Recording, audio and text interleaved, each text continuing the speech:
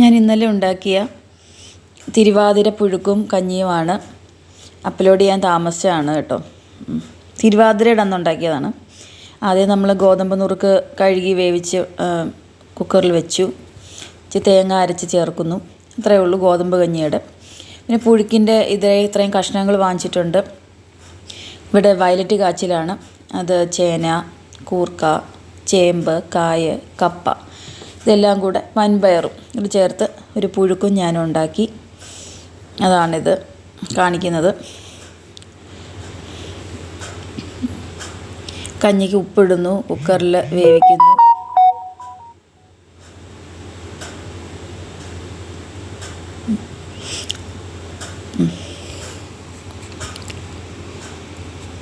ആതിരവരവായി പൊന്നാതിരവരവായി നിളയുടെ പൊളിനവുമിന്നാലോലം അഴകൊടു കമലദളം നീർത്തുന്നു മംഗല്യഹാരം ദേവിക്കു ചാർത്താൻ മഞ്ജുസ്വരങ്ങൾ തീർത്തൊരു ഹാരം ശ്രീരാഗമാ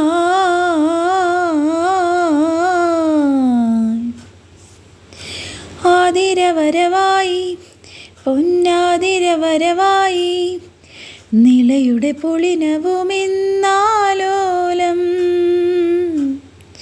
അഴകൊടു കമലദളം നീട്ടുന്നു മംഗല്യഹാരം ദേവിക്കു ചാർത്താൻ മഞ്ജുസ്വരങ്ങൾ തീർത്തൊരു ഹാരം ശ്രീരാഗമാ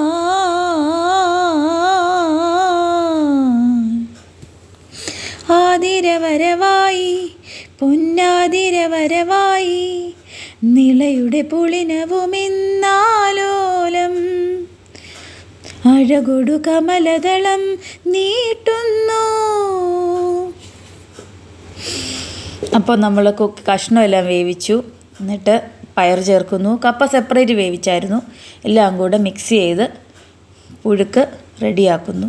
തേങ്ങയെല്ലാം നമ്മൾ റെഡിയാക്കി വെച്ചിട്ടുണ്ട്. പച്ചമുളക്, ഉള്ളിയും വെളുത്തുള്ളിയൊക്കെ ചേർത്ത് അരച്ച് ചതയ്ക്കുന്ന രീതിയിൽ അരയ്ക്കാവും. എന്നിട്ട് അതും കൂടെ ചേർത്ത് മിക്സ് ചെയ്തു. പുഴുക്ക് റെഡി. അപ്പോൾ എല്ലാവരും തിരുവാതിര പുഴുക്കൊക്കെ കഴിച്ചോ? നോയമ്പൊക്കെ എടുത്തായിരുന്നോ? എൻ്റെ തിരുവാതിര പുഴുക്കും കഞ്ഞി ഇഷ്ടപ്പെട്ടെങ്കിൽ സപ്പോർട്ട് ചെയ്യണേ. എൻ്റെ പാട്ട് ഇഷ്ടപ്പെട്ടെങ്കിലും കമൻറ്റ് ചെയ്യണേ. Thank you all Malayalees.